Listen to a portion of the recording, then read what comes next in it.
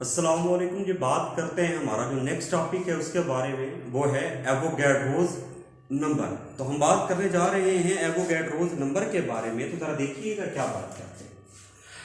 तो ये टॉपिक का नाम हमारे पास होगा एवोगैड्रोस नंबर।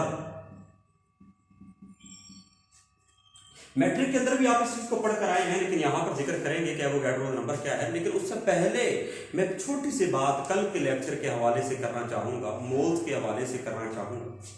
अब आपने कुछ ऐसा करना है कि यहां पर फॉर एग्जांपल आप एक ट्राइंगल बनाते हैं।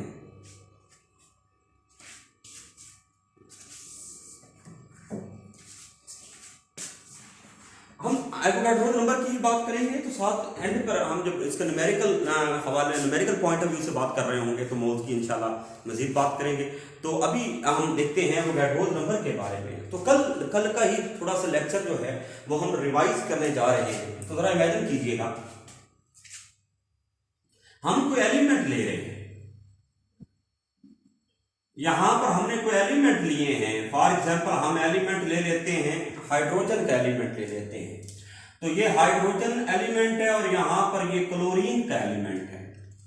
अब अगर मैं कहता हूं कि इसके मेरे पास 1.008 ग्राम है और इसके 35.5 ग्राम है, तो मैं कहूंगा कि इनका मेरे पास 1 मोल बन जाएगा, यानी कि 1 मोल ऑफ हाइड्रोजन एलिमेंट। और इसको भी क्या कहेंगे, 1 मोल ऑफ क्लोरीन एलिमेंट।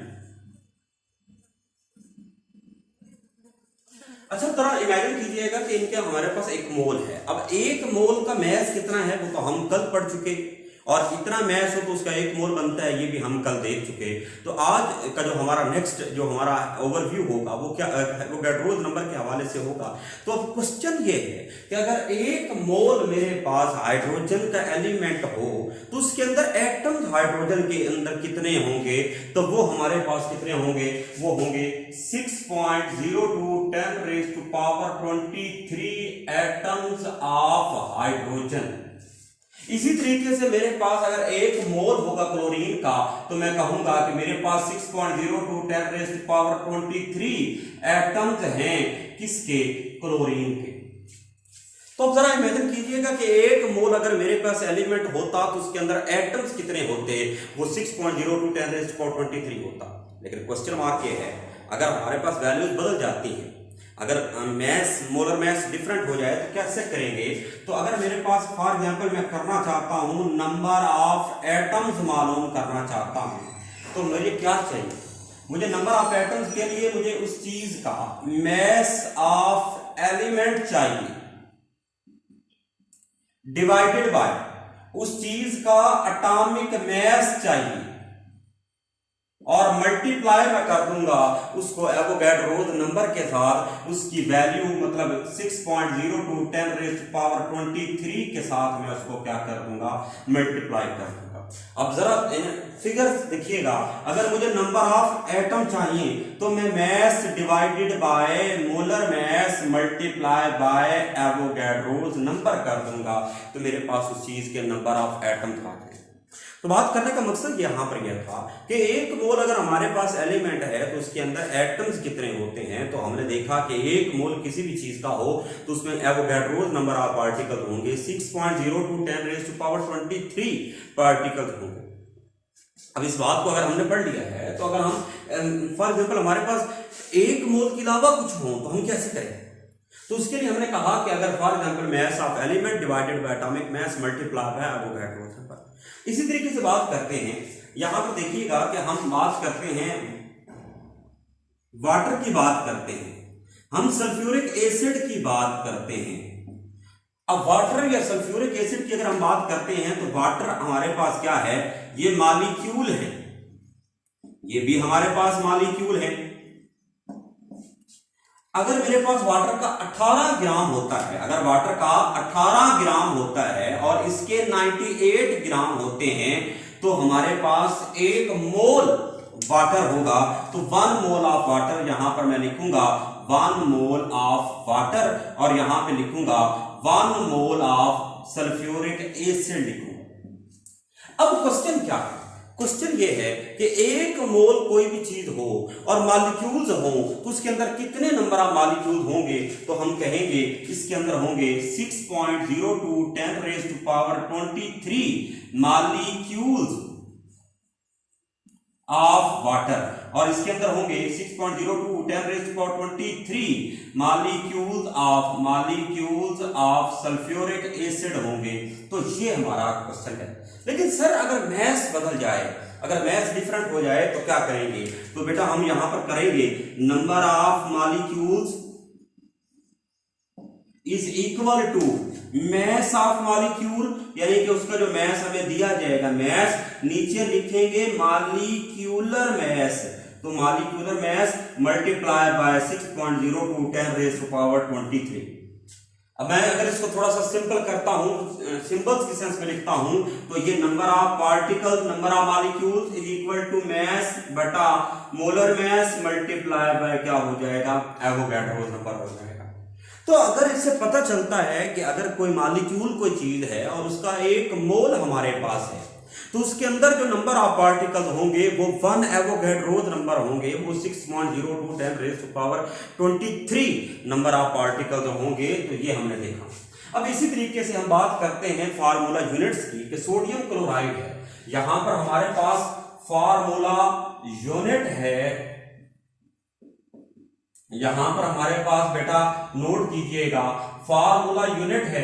अगर मैं कहता हूं सोडियम क्लोराइड है और इधर मैं लिखता हूं कैल्शियम क्लोराइड है, और अब इनको मैं क्या करता हूं, देखता हूं, तो जरा इमेजिन कीजिएगा अगर इसके मेरे पास 58.5 ग्राम हो और इसके 110 ग्राम हो, तो मेरे पास इनका बनेगा 1 मोल, इनका बनेगा बेटा 1 मोल बनेगा ऑफ सोडियम क्लोराइड, और इसका भी बनेगा 1 मोल ऑफ कैल्शियम क्लोराइड, 1 मोल बनेगा इनका।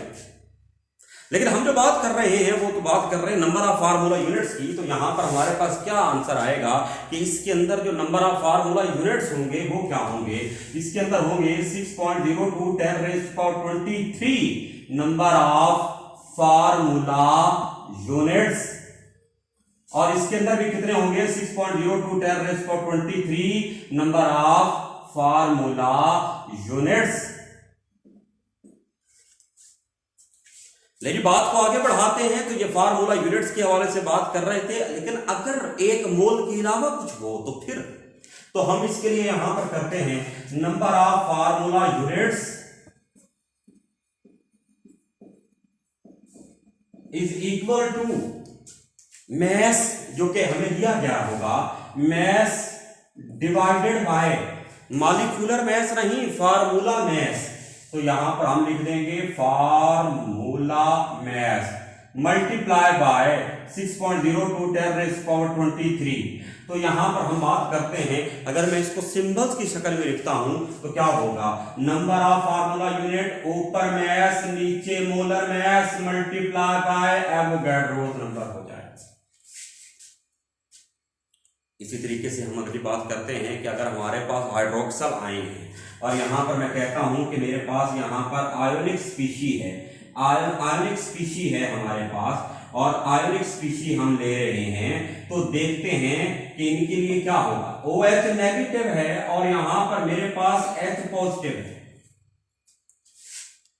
अब इनके मैस की बात करते हैं, तो इसका मैस हमारे पास 17 ग्राम है और इसका मैस 1.008 ग्राम है। अगर इनके इतने ग्राम हो जाएं तो हमारे पास इनका 1 मोल बनता है। तो यहां पर हम लिखेंगे 1 मोल ऑफ OH नेगेटिव, यहां पे लिखेंगे 1 mole of hydrogen positive. Question ये नहीं था, क्वेश्चन ये है 1 मोल के अंदर पार्टिकल्स कितने हैं, उनकी तादाद कितनी है, नंबर ऑफ आयंस कितने हैं। तो हम बात कर इसको देखेंगे, तो इसके अंदर होंगे 6.02 10⁻23 नंबर ऑफ आयंस होंगे, और इसके अंदर भी 6.02 10⁻23 नंबर ऑफ आयंस होंगे। लेकिन सर अगर 1 मोल ना हो तो फिर, ये तो 1 मोल था, हमारे लिए आसान था। अगर मैस हो 100 ग्राम 200 ग्राम तो फिर कैसे मालूम करेंगे। तो उसके लिए तरीकाकार क्या होगा, नंबर ऑफ आयंस यहां पे लिखेंगे, number of ions is equal to उस चीज का मैस जो कि आपको दिया जाएगा, तो ये हमारे पास मैस डिवाइडेड बाय उस आयन का आयोनिक मैस, उस चीज का आयोनिक मैस होगा, तो ये हमारे पास आयोनिक मैस हो जाएगा मल्टीप्लाई बाय, उसको मल्टीप्लाई कर देंगे एवोगैड्रोस नंबर के साथ, तो ये आ जाएगा 6.02 10⁻23। अब मैं इसको जरा देखिएगा, इसको थोड़ा सा और सिंबल्स की शक्ल में लिखता हूं, तो मेरे पास ये आ जाएगा number is equal to mass divided by molar mass multiply by Avogadro's number. अब डेफिनेशन की तरफ चलते हैं। मतलब एक मोल किसी भी चीज का हो, वो आइंस का हो, वो मॉलिक्यूल्स का हो, वो फार्मूला यूनिट्स का हो, वो एलिमेंट का हो, तो उसके अंदर जो नंबर ऑफ पार्टिकल्स होंगे वो एवोगैड्रोस नंबर होंगे, वो 6.02 10⁻23 हो। तो बात को डेफिनेशन की शक्ल में लिखते हैं, तो जरा नोट कीजिएगा, कहता क्या है, द नंबर ऑफ, नोट कीजिएगा यहां पर मैं लिखता हूं पार्टिकल्स, नंबर ऑफ पार्टिकल्स। अब वो पार्टिकल कुछ भी हो सकते हैं, number of particle atoms, ions, molecules, formula units. वो पार्टिकल एटम है, आइन है, मॉलिक्यूल है, फार्मूला यूनिट है, प्रेजेंट है, present in 1 mole of substance is called Avogadro's number. इसको हम कहते हैं एवोगैड्रोस नंबर। किसी भी चीज का एक मोल हो, उसके अंदर जो पार्टिकल्स की तादाद है वो है एवोगैड्रोस। जरा नोट कीजिएगा इसका सिंबल क्या है।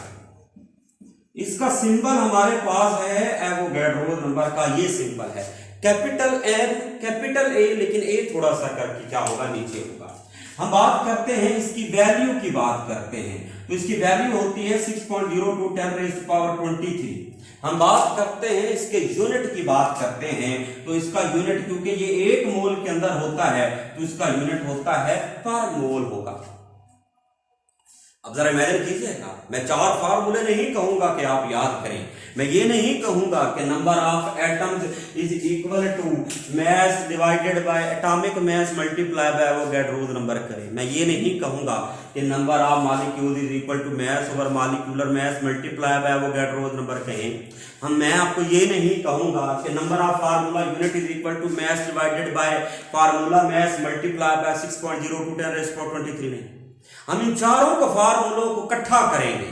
हम यहां पर जब इस फार्मूले को इकट्ठा करेंगे तो ये फार्मूला कुछ ऐसा बन जाएगा, जरा देखिएगा, फार्मूला हम लिखने जा रहे हैं, जरा इमेजिन कीजिएगा, फार्मूला होगा नंबर ऑफ पार्टिकल्स, वो एटम हो, वो आइन हो, वो मॉलिक्यूल हो, वो फार्मूला यूनिट हो, डजंट मैटर, 4 चीजों में से कुछ भी हो, तो आपने क्या करना है, ऊपर रखना है मैस, नीचे रखना है मोलर मैस,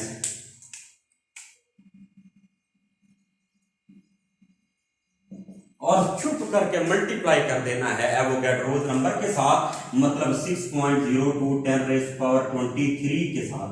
आपने नोट किया, मैंने यही फार्मूला को 4 दफा लिखा था आपकी आसानी के लिए। तो number of particle is equal to mass divided by molar mass multiply by Avogadro's number, तो ये हमारे पास एवोगैड्रोस। अच्छा, यहां से कुछ भी मालूम कर सकते हैं। अगर आपको मैस चाहिए तो आप क्या करोगे, आप इसको इधर लाकर मल्टीप्लाई कर देंगे, n multiply by m divided by Avogadro's number is equal to mass आ जाएगा। अगर आपको मोलर मैस चाहिए तो आप क्या करोगे, molar mass is equal to कर दोगे mass divided by number of particles multiply by Avogadro's number. तो आप कुछ भी कर सकते हैं मालूम, mass, molar mass, Avogadro's number, तो ये चीज इस तरीके से करनी। अच्छा, थोड़ा सा नोट कीजिएगा, कल मैंने आपको एक फार्मूला पढ़ाया था, number of moles is equal to होता है mass divided by molar mass. कल हमने ये पढ़ा था, number of moles is equal to mass divided by molar mass, ये हमने कल पढ़ा था। ठीक है जी। अब जरा देखिएगा, ये क्या है, mass divided by molar mass. तो यहां पर हम लिख सकते हैं number of moles multiply by Avogadro's number. Formula देखिए चेंज हो रहा है। ये यहां पर क्या लिखा है, mass divided by molar mass. तो यहां पर मैं लिख सकता हूं moles multiply by Avogadro's number. ये क्या लिखा है, mass divided by molar mass. तो यहां पर भी हम लिख सकते हैं moles multiply by Avogadro's number. यहां पर भी मैं लिख सकता हूं moles multiply by Avogadro's number. तो ये चीज है। अब मसला क्या है, आपका फार्मूला अगर आपको मास नहीं दिया गया, मोलर मास तो चले हम खुद मालूम करते हैं, लेकिन अगर मोलर मास आपको मास नहीं दिया गया, मोल्स दिए गए हैं और पार्टिकल्स की तादाद पूछी है, तो फिर क्या करेंगे, मसला आ गया। तो भाई परेशान नहीं होना, परेशान इसलिए नहीं होना क्योंकि हमारे पास एक और फार्मूला भी है। वो फार्मूला क्या है, number of particles is equal two moles को मल्टीप्लाई कर देना है। तो ये हमारे पास क्या हो जाएंगे, moles multiply by Avogadro's number. Moles को एवोगैड्रोस नंबर के साथ क्या कर देंगे, मल्टीप्लाई कर देंगे। तो ये कंसेप्ट था एवोगैड्रोस नंबर का कि एक मोल कोई भी चीज हो, उसके अंदर जो पार्टिकल्स की तादाद होगी वो होगी एवोगैड्रोस नंबर होगी। वो एटम्स हों, वो मॉलिक्यूल्स हों, वो फार्मूला यूनिट्स हों या वो आयन्स हों। एक मोल है तो हमारे पास उसके लिए एवोगैड्रोस नंबर। डेफिनेशन आपने नोट याद रखनी है, सिंबल याद रखना है, वैल्यू याद रखनी है, यूनिट याद रखना है, फार्मूले याद रखने हैं। ये हमारा आज का टॉपिक था। अपना ढेर सारा ख्याल रखिएगा, कोई भी क्वेश्चन हो जरूर पूछिएगा। अल्लाह हाफिज़। सब्सक्राइब कीजिएगा, अपने दोस्तों के साथ शेयर कर दीजिएगा, लाइक कर दीजिएगा। अल्लाह हाफिज़।